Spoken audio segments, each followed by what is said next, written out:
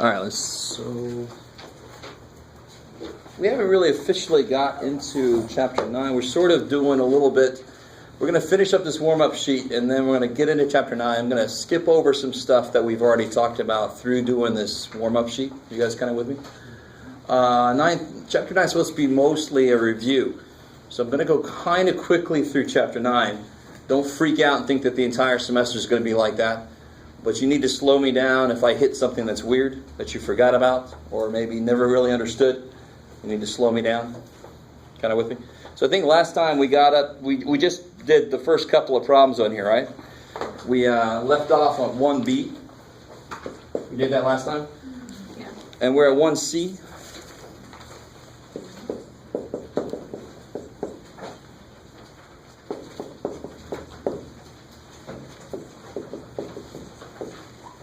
Is there somebody here who was not here last time? I crashed. Interesting. What about you guys? Were you? Did you guys? You're crashing? Yeah. I was the one that was emailing you. Good. Okay. There was another hand over there. You are crashing. Wow. Yeah. All right. Phew. I don't know if anyway. See me after class. Okay. I probably have room for you, but I need to double check. I wasn't necessarily expecting more crashers, but we'll talk about it. Okay, let me give you guys a copy of this so you can see what we're talking about. Two of you guys here, right? You, and then one over there.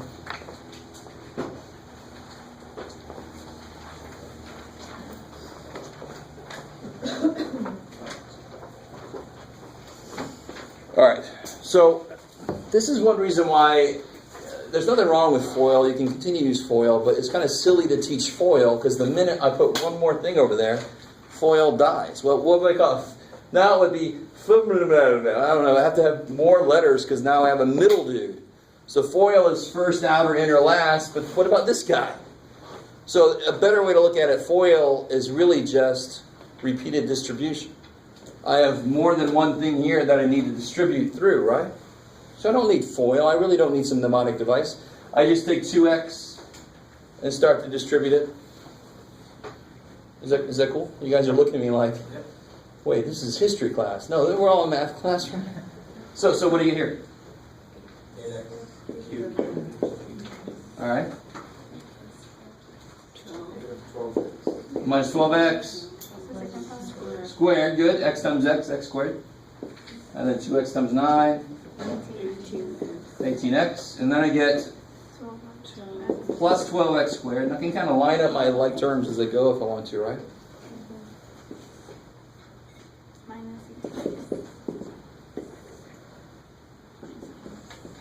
Coolness. And look what weirdness happens. So we get 8x cubed. These kill each other. These kill each other, and then I get plus 27. Can somebody tell me what form that is in for if I ask you to factor this? What form is that in? There's two terms, so it could only be squares or... Binomial? Trinomial? No, well, it is a binomial. I'm with you on that, but that's not really a name of a factoring form. It's a binomial, it's two terms. That's what a binomial is. But in terms of factoring, what form is this in? Cubes, right? Sum of cubes, right? And I don't think have we talked about cubes yet? All right, so we're going to get to that. But you can see that cubes is the one that people normally hate because the form that you have to use to factor in, you just got to memorize it. And on my website, there's a factoring handout you can print out if you want to. One of the last things you should have done in Math 90, if you took Math 90 here, is talk about factoring and then get a little bit into rational expressions. So you should have been exposed to like difference of squares, master product maybe, depending on your teacher. They would call it different things. I still love the look I'm getting. You know, like, what are these words you were saying? Did you not do any factoring in your Math 90 course? I did. We did a lot of factoring, yeah. Good. Huh? That was like 4 years ago. Gotcha, understood. So for some of us, it's been a long time ago. It's got to kind of like work its way back up, right? All right, so we'll focus on factoring after we talk about word problems. But this is not factoring. This is just multiplying it out, no big deal. But it's interesting that a lot of stuff canceled, and I end up with just two things left, right? Two things left alive. Okay. So what about 1D? What the hell's going on there?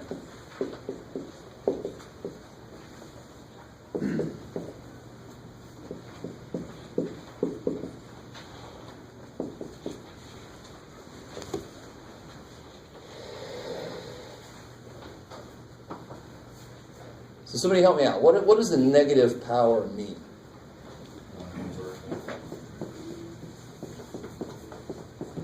Yeah, it's a four-letter word. Starts with F, but you can say in mixed company. It's the flip, or it'll flip something, right? So, for example, x to the negative 1 is 1 over x. Does that sound familiar? And I really want you to understand why. It's not that big of a mystery why that's true. It's actually really simple why that's true. You just got to remember your other power rules. What do you do in this situation here? When you divide, what do you do with the powers? Subtract 11, right? So 2 minus 3 is, well, 2 minus 3 is negative 1. So somebody over there is thinking about it the other way. There's another way to think about this problem. There's 2 x's on top, 3 on the bottom, right? How many are going to cancel? So another way to do this problem is to say, okay, that's x times x over x times x times x, right? That's what x squared over x cubed is. You with me? How many x's would cancel? 2 of them, right? Those, bam, bam. And how many are left? Where? On the bottom. So another way to say that is that. There. Those two things mean the same thing because they both came from the same place. Both of those came from this. Therefore, they must equal each other, right? So negative power just means flip. That's all it means. So which one of these doesn't like where they are? They want to flip to the other side. Which ones? Negative 6. Yeah, these 6A's don't like it there. The 24 is, attached to it, but what's the 24 being raised to? What power is understood to be up there? What's the power is understood to be up here? 1. We don't write it, but we know it's 124. I don't have to tell you there's 124. There's a 24. I can see it. So we don't put that 1 up there. So would it flip?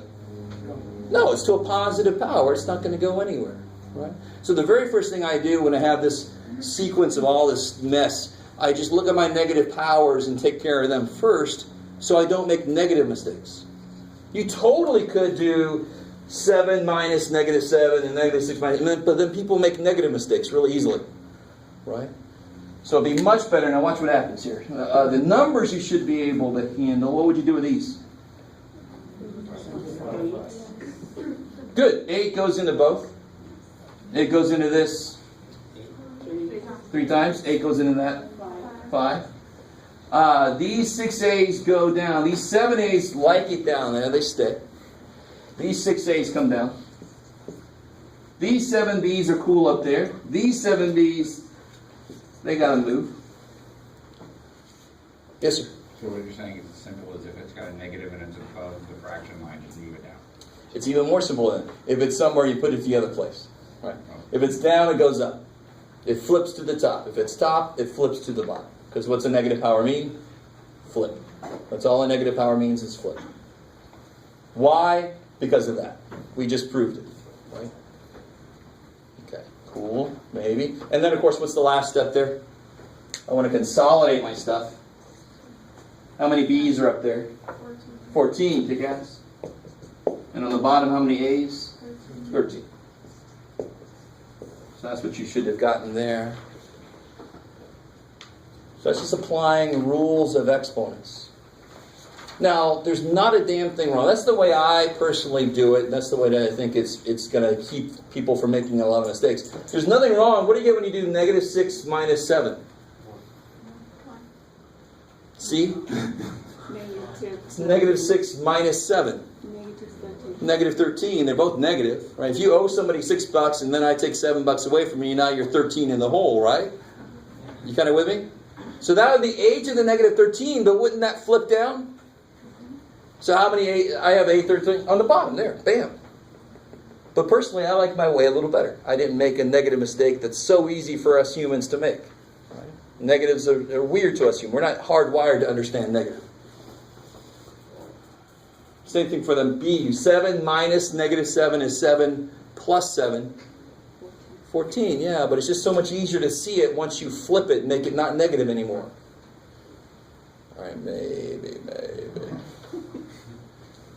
Okay, this is all kind of stuff that you should have seen, but like somebody said, maybe it's been a while, but you got to let it kind of come back.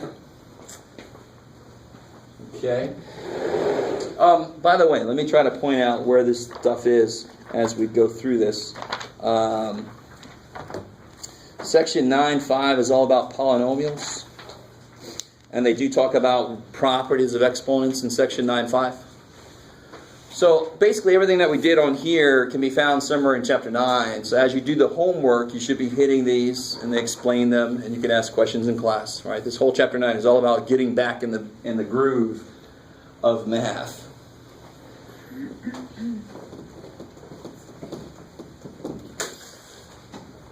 All right.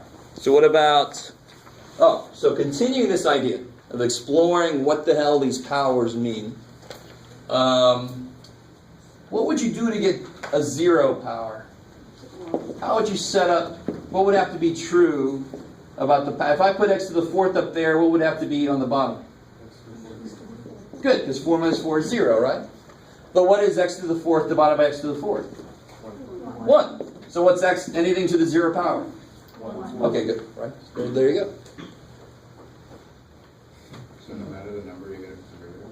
The only... Huh? So no matter if the number, if it's any number, it just turns out. All right, and you had to ask the question. I know.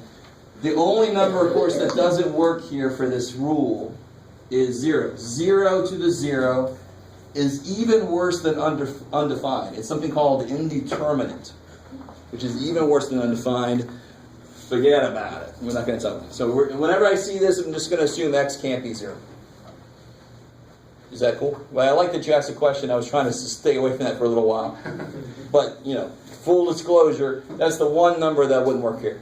What always finds a way to mess us up? Negatives and 0. They always find a way to get us. All right. But does that there make sense? Assuming that's not 0, is that cool? It kind of mimics what we did down there. Just to investigate what the hell is a 0 power. People think 0, but no, it's 1. So when you look at this problem now, 3 to the 0 minus 2 times negative, is it negative 2? Yeah. What's being raised to a 0 power? 3. So the 3 to the 0 becomes 1. What else is being raised to a 0 power? It's negative 2. So that negative 2 becomes 1. And that's what operation is here? Good. So then I get 1 minus 2 times 1. And the biggest mistake people make with exponents is you let the exponent become too powerful and it just goes way too far. This whole damn thing becomes 1. How does 0 go way over there? It can only go on to what it's on. It can only affect what it's on top of, right? So, of course, how do you do this? Hey. 1 minus 2. Negative 1. Kick ass. All right. So that's what you should have gotten there. Okay, cool. You guys doing all right? Was this a rough week?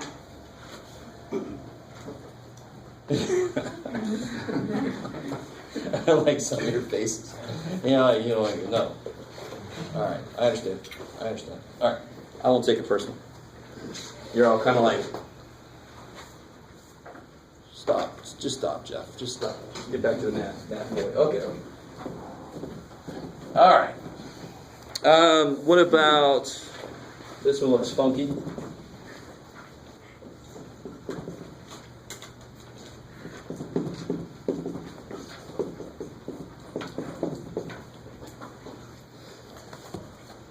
So I'm going to stress throughout the semester that, what is a variable? What is x, fundamentally? What is it? Any real integer? Even more than that, it's any number, right? So a variable is just a number. So what how must variables act? They must act the same way numbers do, believe it or not. And you're all like, no, they don't. I've seen it. They do. They actually totally do. There's numbers I don't know yet. So, of course, they're going to be harder to work with. But what I'm trying to say is, what fundamentally is this over that? What kind of number is that? That is a what? If x was 1, what number is this? Over what? 2, right? If x was 1, wouldn't this be 3 over 2? Do you guys see that? And 3 over 2 is a fraction. And of course, to add fractions, what must you have? Common denominator. You must have the same denominator, right? So this is a fraction plus a fraction. Are their bottoms the same? Yes. Hell yes. So I'm allowed to add them, right? Do you guys see that? I mean, they have to act like numbers. Why? Because they are freaking numbers. They're numbers I don't know. They could be any number. I don't know what they are. So it's harder to work with them, but they have to act just like numbers do. Because that's what they are. So what do you get? What's going to be on the bottom? Good. I didn't hear anybody say squared. Good. Right? Because 1/5 plus 2/5 is not 3 over 25, right? But for some reason, when we start throwing x's in there, everybody's like, well, there's 2 of them. No. It's this many of x plus 1s plus this many x plus 1s is so many x plus 1s. And then what do I get on the top now? Good. Now I can simplify that a little bit, right? What can I do on the top there? If I write this in English. There you go. 2x plus 2. Now, if you stop there, you're not quite right. Factor out. Beautiful. Because what's the last thing you do in any fraction problem? You make sure, you see if you can take the fraction and reduce it. So again, this is a fraction problem. I got to see at the end, can I reduce this? And sure enough, what comes out of the top? A 2. And then what dies? Yeah, so you just get 2. That is funkadelic. So what that says is, no matter what number you make x equal, except for one number, no matter what you make it equal, the answer will come out to be 2. Right? That's what that claims. Now real quick, I want to try a number out. But what could x not be? Do you guys see what x could not be? It couldn't be -1. Why not? Because that would make the bottom 0. All right, so pick another number besides -1. 5. Is that what you said? Yeah. All right. So now that problem is done. Are you guys with me? All right, I'm going to do some of my own little weird shit here. You ready? So if x was 5, I'm just going to investigate this thing. Because what is x? Anything I want it to be. All right, we want it to be 5. Right? Supposedly, the answer is going to come out to be 2. We just proved that. No matter what x is, it's supposed to come out to be 2. So what do I get here if x is 5? 15 over 6 plus 2 minus 5, -3 over 6. And of course, what is that? 12 over 6, which is 2. Right? So no matter what value you put in for x, we just proved that it's 2. So how much work did we really just do? How many values could x have? Infinite number. So we actually just added an infinite number of fractions together. Right? We did it for the value of 5, for the value of 6, for the value of 11.8944329. Because no matter what it is, it comes out to be 2. How are we doing? So of course algebra is hard because you're doing something with an infinite number of possible values. Holy shit. But it's not crazy hard. If you think about it like that, that should be like crazy hard. But no, not too bad. All right. Hopeful. So this is stuff you don't necessarily have to do, but it's actually a decent way to check your work if you got the time. Okay. So what about, let's see. All right, so any questions from that first section before I move on? That first section on that page?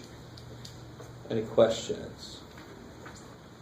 All right, some of you guys are like, so many, I'm not going to ask any. All right, so what about 2a? We have to solve this thing.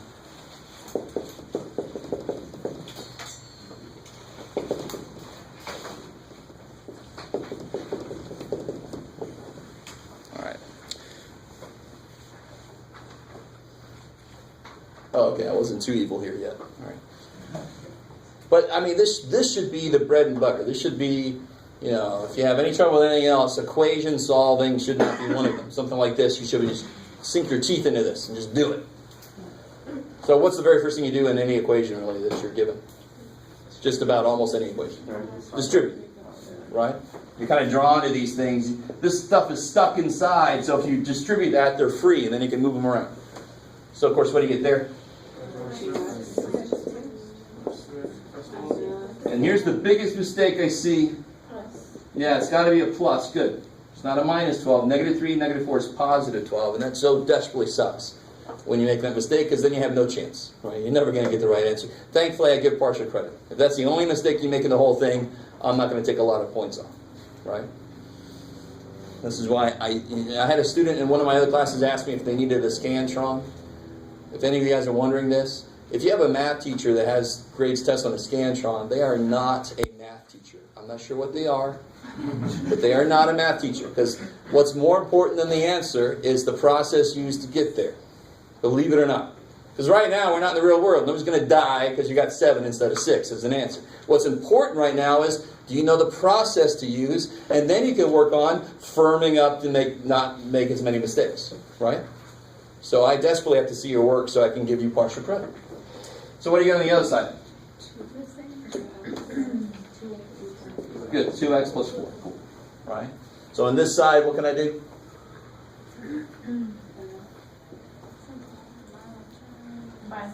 Yeah, combine like terms. So 2x minus 3x. Negative x. Negative 2 plus 12. Good. Plus 10.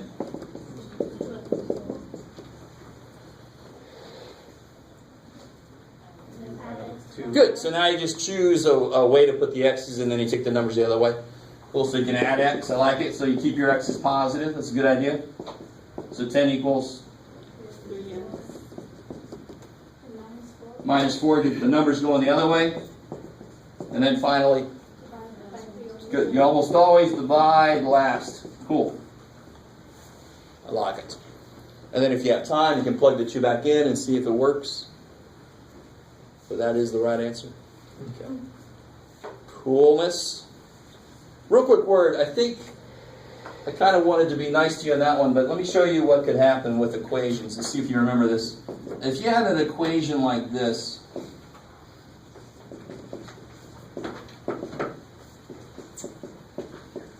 all right, let's try to start working this out. We might not be able to see this at the moment, but something weird's going to happen. So if you try to start working this out, what's the first step? Distribute. I like it.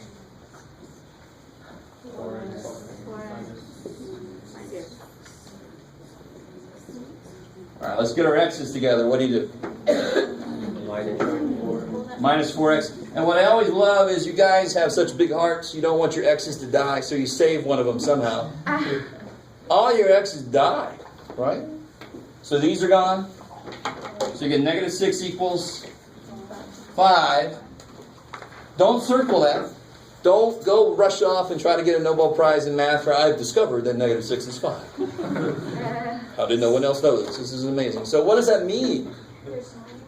Good. Why? So when we do a normal equation, we get an answer like this. What this really means is, when this is true, this is true. So that's why, how do you check it? You make that true and you plug it in. And you see if it is true, right? So this one says, when this is true, this is true. Is this ever true? So is this ever true? So there's no solution. Don't say undefined. Don't circle this and stop. Those are no good. You must say no solution. Yes, sir? What is the difference between undefined and no solution? Undefined is did we talk about this? Did we? What really sucks right now is I'm reviewing in a few classes and we're actually doing the same topic. So I'm always like, did I talk about that already?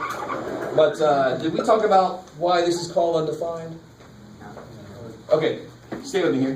This is a very good question. You're just fooling today. I like that. What is 6 divided by 2? 3. Now, why is it, don't say 2 goes into 6 3 times. Why exactly is 6 divided by 2 3? Because 2 times 3 is 6. So there's a number defined in such a way that when you multiply by 2, you get 6. So that's why there's an answer. So what is 6 divided by 0? It's got to be the number defined in such a way that when you multiply by 0, you get 6. Is there a number that's defined to act like that? So we call this undefined. This number is undefined. Nobody defined it for me. There's what times 0 is 6? No. Because everything times 0 is 0. Good. So this is undefined. Some of you teachers might have even called this infinite. Possibly. I don't know. Because when you divide 6 by a smaller number, your answer gets bigger. So when you divide it by the smallest possible, it gets to be the biggest possible. Well, let's not go there. We'll keep it as undefined. So that's reserved for that situation. This, you got to tell me the solution. So if there is no solution, you got to say that. Cool. So don't say undefined here. It's not good enough. It's not correct. Cool. I like it. Okay. All right. You guys look like you've been beat up. You know, can't move. My brain feels like it's been beat up. All right. So that's that one. Okay. So that was 2A. Okay. What about 2B? 2B looks pretty gross. Why does it look worse than 2A? Fractions. Damn fractions.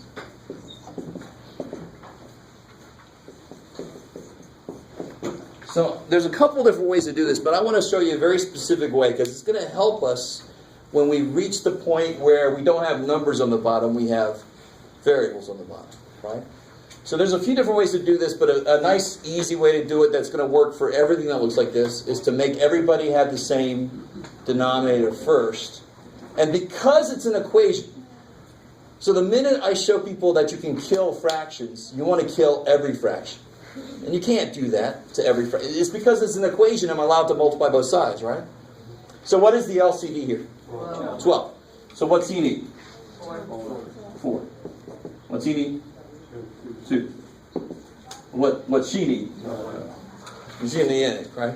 Okay. So I get 8x over 12. 10 over 12. And because it's an equation, I'm allowed to multiply both sides. And in this case, of course, I'm going to multiply by... What's everything being divided by? 12. So I'm going to multiply by 12. So that all the 12s die, right? So if I multiply everything by 12, what happens everywhere? Gone. Right? You guys see that? You are allowed to multiply both sides of an equation by any number you want to except 0. Can't multiply both sides by 0, that would be freaky. Everything in the world would be 0, we would just be living in caves, right? So I want to multiply by 12 because everything is being divided by 12, and I don't like that freaking over 12. How do I kill it? Multiply by 12. So what's left alive? 8x minus 10 equals x plus 7. Now that looks much better, right? So if you make all the bottoms the same, get the LCD. It's an equation, so now you're allowed to multiply them away. If it wasn't an equation, I would just combine the tops over the bottom. I can't get rid of the bottom, right? Be like that one problem we did earlier, over x plus 1, that 1f. And now this is much better. How do I solve that?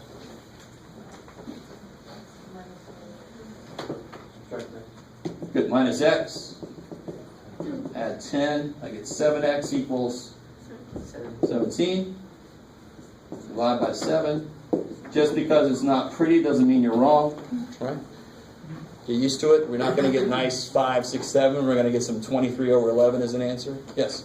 So if we wanted to plug that back in because it looks freaky, we could? I mean, Totally. I don't care what number it is. You can plug it back in. Would it have to go on you're right. So when you put it in, you could do something like this. Let me show you. I would not blame you if you chose not to do that. Right? But just to show you, 2x over 3, I can write that as 2/3 x. So those are the same thing. Because what's under the x? 1. So, I mean, that would still become 2x over 3, right? And by doing that, and of course that one I can't really do much with. This is really kind of gross. So this one may become easier to look at because what's x?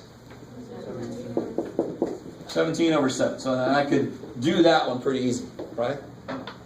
Over there, it's just going to be too bad for us. We're going to have 17 over 7 plus 7 over 12. Yummy. And I like that this came up. I can kill a fraction anytime I have two sides that will balance me out. I have two sides in an equation. That's why I was allowed to kill the fractions, right? I have two sides on this. Top side and the bottom side. So I'm allowed to kill the fractions here too. How would I kill the fraction? Multiply by 7. So that would be an exceptionally difficult one to check. I agree with you. But it's not, obviously, nowhere near impossible. It just looks gross. Whenever you have a fraction inside of a fraction, you kill that inner fraction. You multiply top and bottom by his denominator. So at least now you don't have fractions. And it's not like in Inception, in fraction. I was going to say. Leonardo DiCaprio. I think that movie would make a lot less money.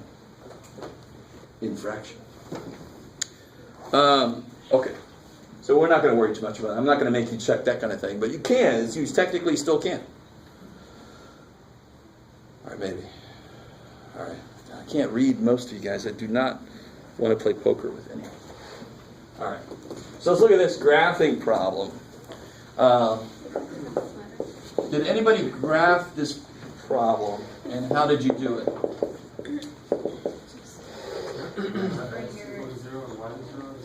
Yeah. I like it. So some of you guys might have found the what? That finds the what? Finds the intercepts. I just moved the 3x to the 6. Good. Or you could solve for y and put it into what form? Y equals mx plus b. mx plus b. Kick ass. So we'll do it both ways real quick and make sure that we get the same answer. Right?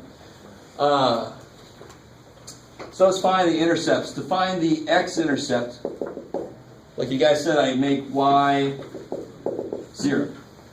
Right? Does that sound familiar? Cool. I like it.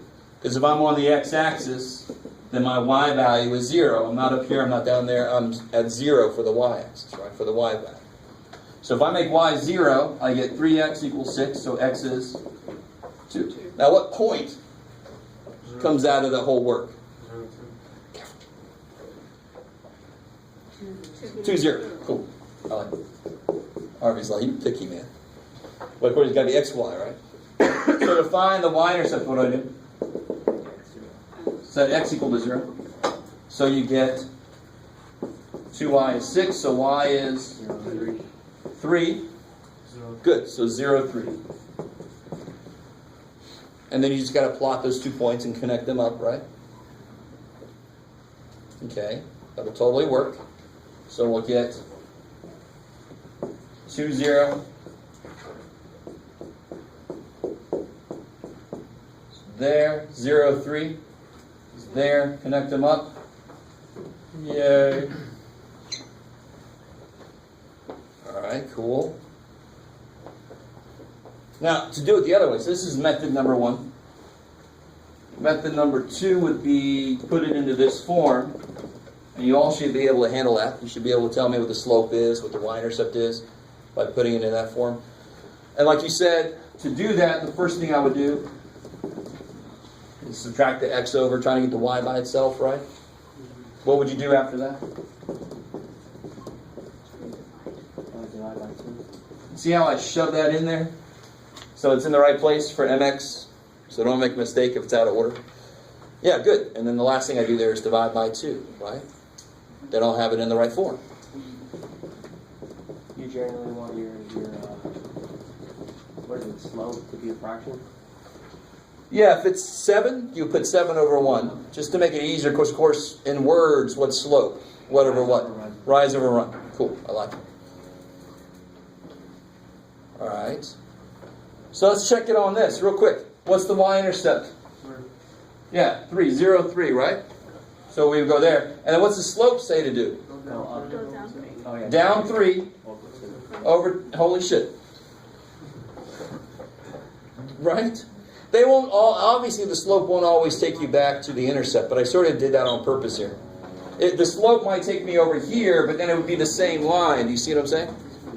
I don't care what points you find, they'll still be the same line if you did it right. One big check there is what's the slope supposed to be? Negative. So it should be going down. So if this was a profit chart, your company would be sad. Right? What is going on? You were doing all right? Bah. Too bad. All right. Okay.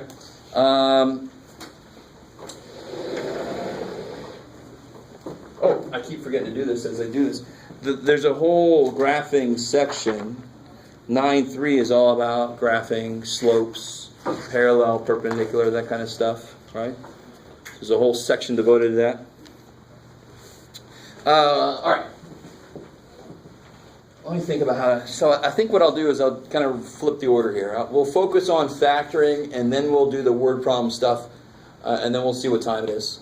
All right, you guys can keep me straight about 5:15 instead of 5:20. I got so used to that from last semester. All right.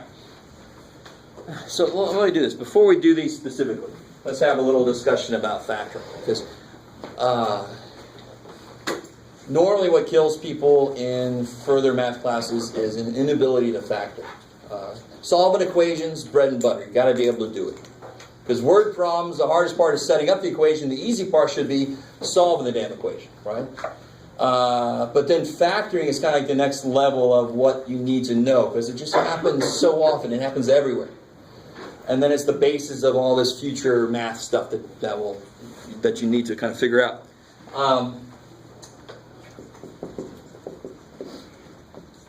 So the nice thing about factoring is the number of terms you see tells you what to try to do.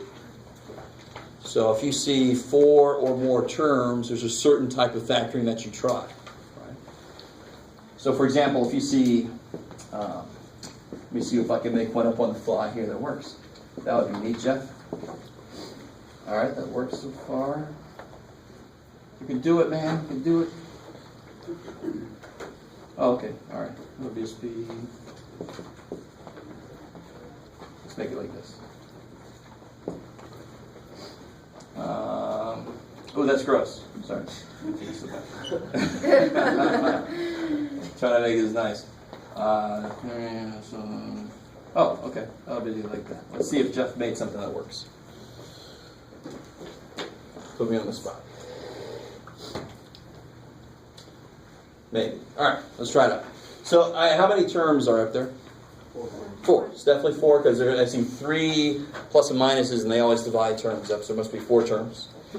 So, grouping involves. Now, let me tell you this: don't put parentheses in, because if I draw parentheses in, I actually just factored out a negative sign. And if I do it, I might not even realize that's what I did. So, negatives always find a way to make things more difficult. So, I just group it like this, just visually, just underline it, so I know what groups I'm working with. Now, to do this, you have to understand GCF, which is the most fundamental form of factoring. GCF, what does that stand for? Greatest common factor. Kick-ass. So out of the first 2, what comes out? A 2, right? Nothing else comes out of the first 2, right? There's no variables that are common. The only thing they have in common is a 2. So what's left here? 2x squared plus y. Kick-ass. Now, the whole idea of grouping is these 2 have to be the same in order to go the next step. And that's nice. Once you feel pretty good about that, it tells you exactly how to try to tackle that. So what must come out of here to make it positive 2? Negative 3. And then what else? Anything else can come out? X. Right, they both have at least one x. So minus 3x comes out. What's left here? Yeah, 2. You add 3 x's, you took 1, so there's 2 left. And you took out negative 3x, so there's plus y. Are these the same? Yes. That means Jeff made a good problem. Yay, Jeff. And now, what's the last step? Good. So 2 minus 3x, and then you can take out 2x squared plus y. The biggest mistake I see is somebody does this. Why do you think somebody did that? Because they see 2. But isn't there just one of these that somebody distributes, right? That times that is there. That times that is there. So when I'm here, I would tell somebody, there aren't 2 of these. And they'll look at me like, I need to drop you because you're obviously insane. But there's not 2 of these, right? There's 1 that got distributed. And we just have to undistribute it. How are we doing so far? Does this sound familiar? All right. This is remarkably important because all of chapter 7 requires you to know how to factor. All of it. If you can't factor, you can't do any of chapter 7. So that is your first major thing to focus on, is getting factoring down. Otherwise, there's no point. You can't get through chapter 7, what's the point? Right? You've got to have this factoring down. So that so far is not anything too evil. Okay. I have a question. Yeah. On F, the answer is x plus 1, right? No, the answer is 2. Answer is 2. Yeah. How did we get to that? Yeah. What are you supposed to do? 3x? Yeah. Plus Minus x, so you get 2x plus 2. And then you can factor the top. Yeah. So is there a good way to know when to group? I mean, like if you can tell, like, Yeah. What was the first thing I would say? oh, sorry. That's all right, don't worry. Because there were 4 terms, I needed to try. So if there's 4 or more terms, I try grouping. So if you've got like 5 terms? Yep, you try grouping. Believe it or not. Now that would be a different kind of grouping. You might group 2 and 3. And And you might have to do like a trinomial master product on the 3 guy. We're not going to see a lot of those. But I could see 6 terms. And then they would each just have one of these at the end, right? So I could take 2x squared plus y out of all 3, and then I have 1, 2, 3 pieces in here. So like 4, 6, 8, they all would factor about the same way if they're factorable. And a real quick word, I hope you guys realize this. If I would have put a 5 there, this whole thing goes to shit, right? They ain't never going to factor. So we're learning methods that when you get to the real world, you can kind of modify them so they'll actually agree with. Because in the real world, you have an equation that comes from trying to model the temperature or trying to model when San Diego will actually get rain. And the equation is going to be set up by what you see. It's not going to be set up by some teacher that makes it work, right? But there are adjustments you can make if it's not quite perfectly factorable. What do you have to do before you learn that is know how to freaking factor in the first place, right? So that's why we have these idealized problems, so we can just learn the basic procedure.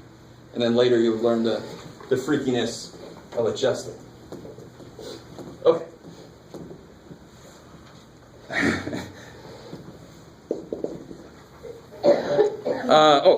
So before we get to that, so 4 or more terms is grouping. 3 terms is would look something like this. Right, that's their standard form, quadratic kind of thing, right? So if that first number is a 1, it should be relatively easy. It's when that first number is not a 1 that things get screwy. How are we doing so far? So let me just run through some of the motivation about why things factor the way they do. So to motivate ourselves, we say, if I were to factor this, it would look like something like this. It would look like these guys multiplied together, right? If I multiply those together, I'm going to get 3 terms. So what math does is it says, okay, go this way a few times and try to see some patterns, and then we're going to try to go backwards. And algebra is hard because it's always going backwards. Factoring is hard because it's the opposite of multiplication. Multiplying is easy, right? How would you do this? X squared. X squared minus 5x 3x. plus 3x Minus 15. minus 15. So I get x squared minus 2x minus 15. Now where did that negative 2 come from? From up here. Can you point out a couple numbers that made that negative 2? Well, negative 5 plus 3. Yeah, just the addition of those made that, right? And where did the negative 15 come from? 3 and the negative. The product of those made the negative 15, right? So if I did a few more of these, I'd see the same thing. The last number is the product of these. You know, of course, I'm being careful making that come out to be 1, because if that's not 1, it freaks out. But the last one is the product of these numbers, and the middle guy is the sum of these numbers. And that's why you got the AC method or the master product or whatever the hell your teacher called it. Right? Of course, I'm a different teacher, so I have a different damn name. You're all like, God, get together and agree. So here's an example. If I had x squared plus 6x plus 8. Don't shout it out. Let everybody kind of think about it for a second. I need two numbers that do what? And multiply the Multiply to be 8, because that's what we saw here, was that number was the product of these. So really what's going on is, how do I make x squared? X times x. Is that cool? So the whole thing boils down to what two numbers are going to make this work.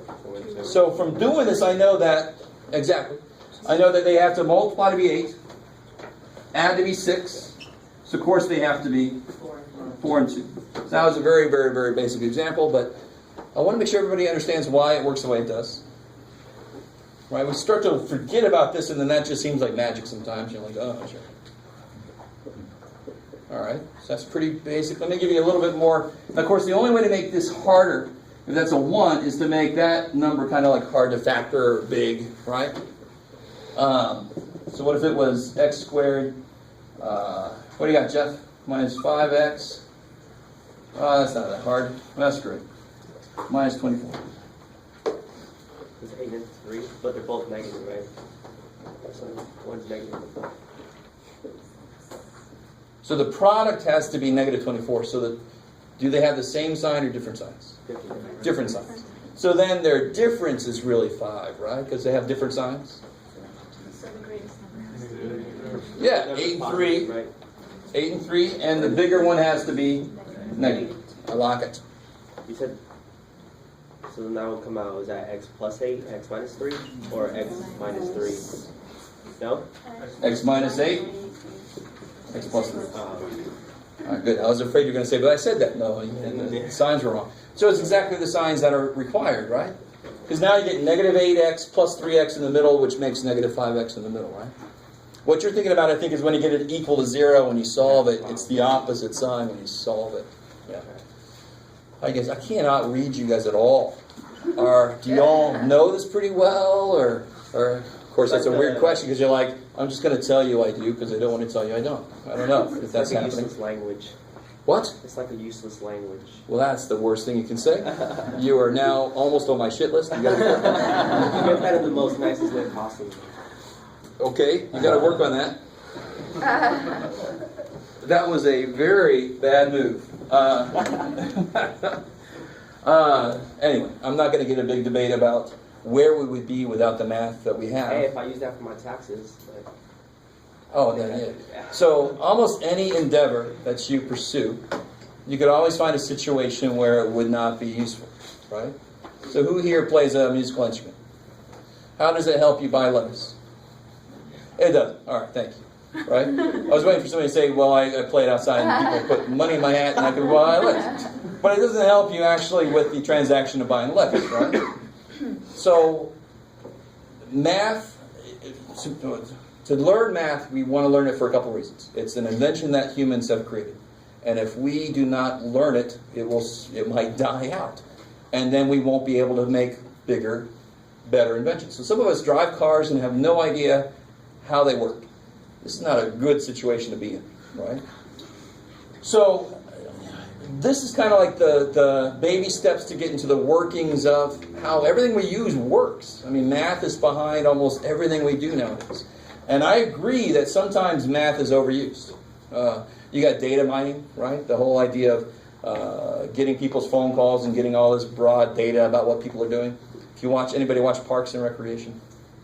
All right, one of us. Well, 2, 3 people in here. All right, 4. All right, they had the whole data mining. Oh, or you got a question? No, I was just going to say something that this is. It really helps you to think about things from like a different perspective. It trains you to do that, which I think is one of the most useful tools that a human being can possibly have, to see things from a different angle. Yeah. And the funny thing is, it's really, until you learn it, you can't and I hate math all my life. You can't weigh its value until you know it. So before you know it, you think it's useless. But you can't even tell if it's useless until you know it. Right? And we require you to know a certain amount of algebra to get a degree. In fact, I would hope, it's weird that English, people would feel bad to admit that they can't write well. More than saying you don't know as much math. For whatever reason. You don't have any problem saying, I'm not good at math. But if you said, I don't write good, and then, that's not as accepted, right? That's because you use more English than you do math. Like in my job, I Unfortunately. don't ever use any of this. But you could. See, that's the thing. Plus debate. But I have to go to write. I have to go to like the way I communicate. You know, I'm an office manager in dental practice, so like I don't ever use any of this. But you could. But I, yeah. Now, you could be in a situation where you never use any English, really, because you don't have to communicate to anybody, but you use math all the time. There's definitely a use for it. Yeah, definitely. But I like that. You're backtracking it. no, I didn't want nobody to take it personally. I just said it lightly. I was just like, you guys here with me? And I'm like, well, I don't. No. You're not. But it's just, to me, it's just so, it's, obviously I'm Too a many teacher. exceptions, too many rules. Like it's structured in the way that, you know, like I said the other day, the other session we had, like, does that apply to just that specific equation? And you said, yeah, only if it's exactly that number, you know, that variable or that No. value. So you know what I mean? I didn't really know what you were trying, what about it exactly you were trying to say. If you overgeneralize Right. something, that's bad. Right. And the funny thing is, if you ever get to a situation where you think to yourself, well, that's totally different from what we did before, you must come see me because that's not right. We never change the rules of math, ever, believe it or not. We start to consider other things, but the rules themselves never change. And so the people that are really good at math are the people that don't try to memorize every different type of problem. The people that are good at math are the people that naturally see the underlying idea that ties them all together. So like 80 problems could have the same idea. So to me, so many problems you do on the board are the exact same problem. And you would say, no, that one had a 6 and that one had an 8 and that one had a Y. And I'm like, no, but they're the exact same concept, right? But a lot of us treat, well, that problem has something different than that. So it must have a different way to do it. And that's just not right. It's an obstacle, right? Okay, all right. I had to address that. Because I understand the sentiment. Just don't film me. I understand the sentiment. No, I'm professional, but I'll tell you straight up. You know, I'm a human. You're kind of denigrating my entire thing about my life. So I might have to come back. No. But I like, you know, those are the good things we bring up. And if I can't explain somewhat, then obviously I shouldn't even be in this job. I obviously see the importance of math. That's why I became a math teacher. And to me, your potential what's luck? Does anybody know what luck is? Luck is having the right skill at the right time. So the more skills you have, the luckier you are, right?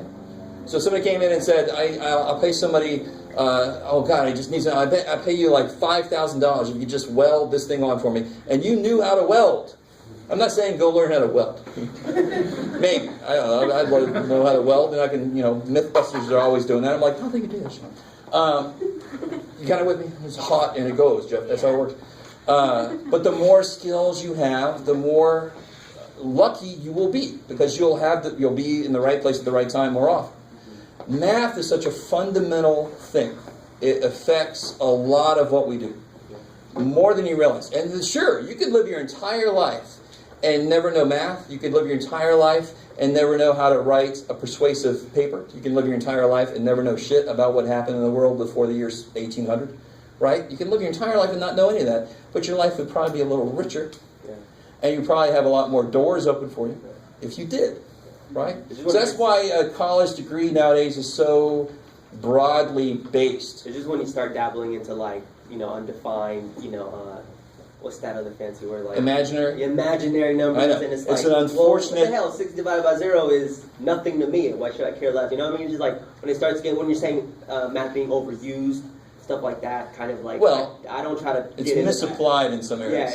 Yeah. All right. Very useful. Yeah. But anyway, all right. That's enough of that for today. I think I might bring up some more of that later. All right. Let me see where to leave off. Oh, so we're here.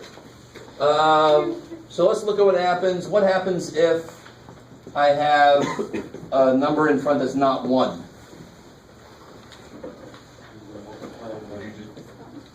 Could you just put it into one of the binomials since the other number, or into one of them? Well, the problem is, and let me show you an example. So let's do just like we did over there. But if I want this number to not be 1, what has to be true about something here? I can't just be an x and x, right? So it might be like 4 and 2. Is that cool? Now I'm going to have an 8 in front. So let's do like we did here. Let's analyze it. I go in expecting that it's going to probably be a little more complicated, because now I got more shit to consider. So it doesn't really matter. Let's make it plus 5 and who knows, plus 3. Sure. Why not? So we multiply this out. What do we get? It's 8x squared plus 12x. Yeah, plus 10x plus 15. Or, yeah. Okay. And then, of course, I can do what with the middle terms? All right. So now notice something that's the same. Where'd that 15 come from? From my 5 product of 5 times 3. Same thing that happened over there, right? That kind of led us to saying the products of that add to be that. But do 5 and 3 add to be the middle term now? And of course it doesn't. Why not? Because the factors of 8, the 4 and the 2, they got in there and they messed it all up. Do you see that? This factor of 8 messed with that factor of 15, and this factor of 8 messed with that factor of 15. Do you guys see that? So the method that we have to use then, if I want to try to factor something, for example, if I want to try to factor this here,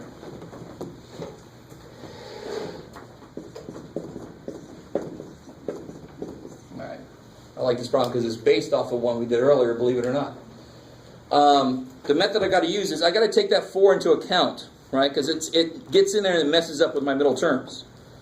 I love these shoes. They keep trying to kill me. So what I've got to do, and you guys know that some teachers call it the AC method, which kind of makes sense because ax squared plus bx plus c, you've got to multiply these together. And I really want you to see why. Because what happens in this process? Don't the factors of this multiply with the factors of 15? So here, now watch. Let me mess with this for a second because this is important for you to realize. What is 8 times 15? That's what I'm trying to do here, isn't it? What is 8 times 15? 120. Now notice this. What are factors of 120 that make 22? 10 and 12. You with me? Where do you see 10 and 12 up there? Are they anywhere up there? Yeah, they're right there. Holy shit. But why does it not... Now watch. Caroline, it's not David Blaine. No. Why does that not really surprise us? Because we knew that the factors of this were messing with the factors of this. So when I multiply them together, get all the factors mishmashed, and then break them up, they should be what was in here. That's how it messed with the middle term, right? You guys kind of see what I'm saying here? All right, some of you guys do. One of you guys are really excited about it. It's good. The rest of you are like, whatever. All right. So the procedure we use, the reverse way, is actually to get these numbers and then break the middle term up. Because then what could I do with this, considering there's 4 terms? Grouping. So let's try it. Now that we see, we did one forwards from the answer up here, and we saw what had to happen to go backwards. So let's do it. So we got to multiply these together because that's going to screw with this and make the middle term, right? So I get negative 24. Now we did one earlier like this. What makes negative 5 out of those? Out of negative 24 factors? Yeah, we saw that one earlier, right? Negative 8 and 3. So then, but now be careful. If anyone's ever taught you where you divide these by something, it's called bottoms up. Anybody ever heard that? Very strange name for a factoring method. I would rather be somewhere else if I heard bottoms up than working on a factoring problem. But if you ever divide this by 4, I think in this case, and then do some weird shit, I don't want to see that mess. The funny thing to me, because that's magic. All of a sudden the right answers pop out, and I tell people you could do that method if you explain to me why it works, and nobody ever has. Because no teacher ever explains how it works, and that's bullshit. You should never use something that a teacher hasn't explained to you why it works. It just doesn't make any sense. But the funny thing is, that's the hard step normally, is figuring out those 2 numbers. This is the easy step now. Break that one up using those 2 numbers. So 4x squared minus 8x plus 3x. Have I really changed the problem? No. And the minus 6 is down there. I just split negative 5 up as negative 8x plus 3x. But in so doing, I made it have 4 terms. And now I can group. What comes out of the first 2? 4x. Good? Kick ass? Yeah, either way. I like it. Either way, right? Because it's just multiplication. I like it. I like it. So what I call this method, because it was, when I learned it, this is what it was called. It was called surefire method. Surefire. Because if you find those two numbers, if you can find those two numbers, this will work surefire. Right? Of course, I'm a Georgia boy. It might have something to do with it. Even though you can't tell in my normal language, my accent is buried. All right. Is that pretty decent? Is that all right? All right. And you see how 4 could have been 1 and 4, which is what it was, or it could have been 2 and 2, or it could have been a 4 and a 1, and 6 could have been 2 and 3, or 6 and 1, or 1 and 6 and 1. But this method will put everything in the right place. It's kind of awesome. So let me give you guys one to try on your own. Actually, is there one on the... No, I didn't give you one of those. Try this one. What time is it?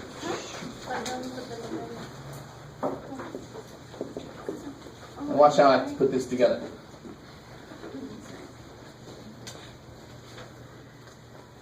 Oh, let's see, that won't be gross. We do this.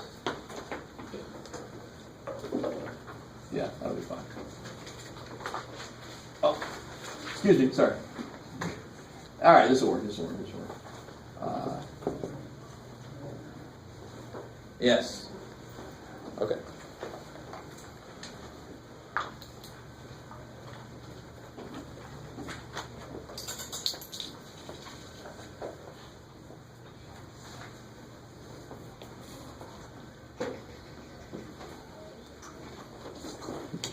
So use that same method there. If you have a different method and you want to try it out and show me, make sure it's legal. Let me know. Let me just show it to you and I can tell you if you can use it or not. Sometimes the methods I show you are methods I stole from my students. There ain't no way I can know every way to do something. So if I see a method I've never seen before that you learn from someone, like, that's kick-ass, I'm going to use that from now on, and I steal it.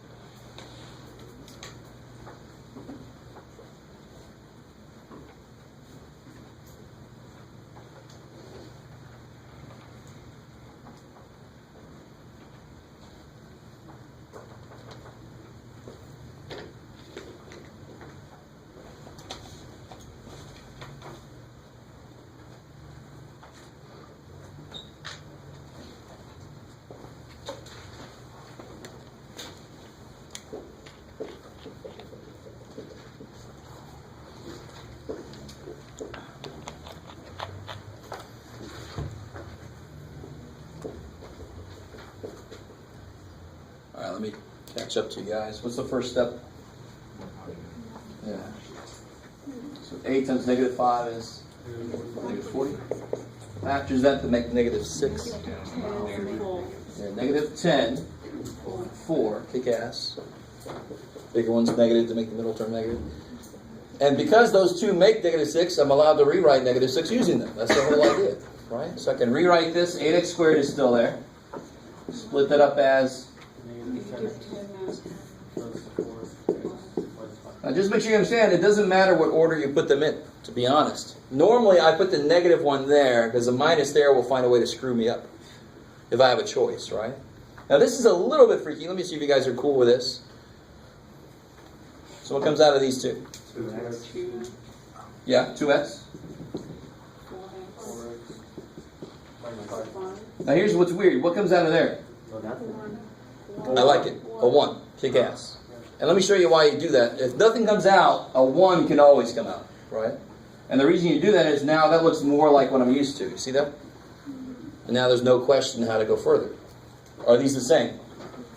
Thank God. What's neat is, if this is not the same, you cannot do the next step, but some of you find a way, which normally is not a good way. Yes? So if you break the negative 40 up into minus negative 10 and 4, but the second term you get is not the same, did you mess up? Or Yeah, that means you might have messed up with you factored a negative out wrong, or you didn't factor a negative wrong. If you get two numbers from this that make that work, it must work. So you And maybe you made a mistake as to how you factor or something. But if that works, the factoring has to work. And that's why it's called surefire method. So how do you factor this? Alright, 2x plus 1, 4x minus 5, or 4x minus 5, 2x plus 1, dx. The funny thing is, if you turn those around, the 4x minus 5 would have been out here, and the 2x plus 1 would have been inside. It would come out to the same answer at the end. I don't know if anybody did that. Did anybody put the 4x first? And it happened like that, right? Okay, there's my validation. Alright, sweet. Sweet.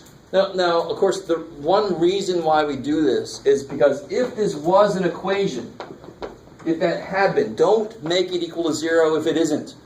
It's such a bleak world outlook. You just make everything 0. It sucks. But if it was equal to 0, what could I do now? Combine like no. What's the only way they can have a number times a number is 0? 0. One of them has to be The same. 0. Either that's 0 or that's 0, right? That's the only way to have the product of two numbers be 0. If that's any other number, you can't do this. How do you multiply to become 8? 4 and 2, 8 and 1, 16 and 1/2, 32 and 1/4. Holy shit, that will never end. Well, what's the only way I can multiply by 0 is if one of them is 0, right? That's why this is called the zero property rule or whatever the hell it is that your teacher told you. In textbooks call it different things. And then you can solve this. You get negative 1/2. Add 5 divided by 4. So very quick, this is not going to address anything you just said because it's nothing you would do in everyday life. But a quick real life example from my life. I went to Old Dominion University on the East Coast, and I was in the physics department. I got a physics degree, and then I got a math degree. But in the physics department, I was doing this really cool thing. We had this chamber that had been vacuumed out. You kind of with me? We vacuumed it was basically like free space inside. And then we pumped some atoms in there. And the atoms would just fall down if there was nothing holding them up, right? They're just like anything. They're just like a tennis ball. They're just going to fall down. So what I had to do, what my advisor told me I had to do, I had to coil this wire around. If I turned on a current, it would make a magnetic field that would hold them. Is that you semi with me? I'm trying to get too freaky deep in this stuff. Have you ever seen like the magnet over the other magnet? It's actually super cool. So it's not exactly the same idea, but it's hovering above it, right? It's not the same idea, but that's basically the idea. If I got a magnetic field, the atoms have their own magnetic field, they would kind of like oppose each other and they would float. So that I could look in them and shine lasers in and see shit going on. You with me? Now, this is really, I'm not telling you the whole story, but the equation I came up with, the equation that governed where that magnetic field was quadratic. So I had to factor it, and when I factored it, the answers to this was where that would be. And I had to change the equation until it got into the middle of the thing so I could see it. You guys kind of with me? So I had to factor, set it equal to 0, figure out what those were, mess with it until these were in the right place, so then I could see it. Not something you would do in everyday life. But I love that example because it was such a complicated, freaky-ass physics behind all this shit, and it came down to a little quadratic equation that you guys could solve just like this. It's crazy. It's kind of nifty. All right, that's enough. So, all right. Oh, let me give you this. Go ahead, and we'll talk about this next time, but I want you at least to look at it. It's my attempt at explaining how to do word problems.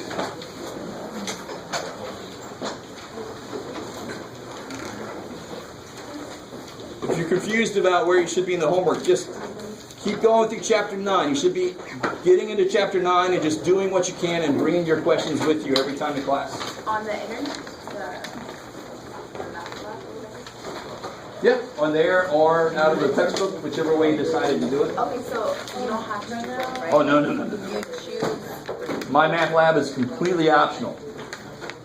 So then I don't have to get the document. Oh, yeah, no. If you got my math lab, you got the ebook on there. Oh, okay. You're fine.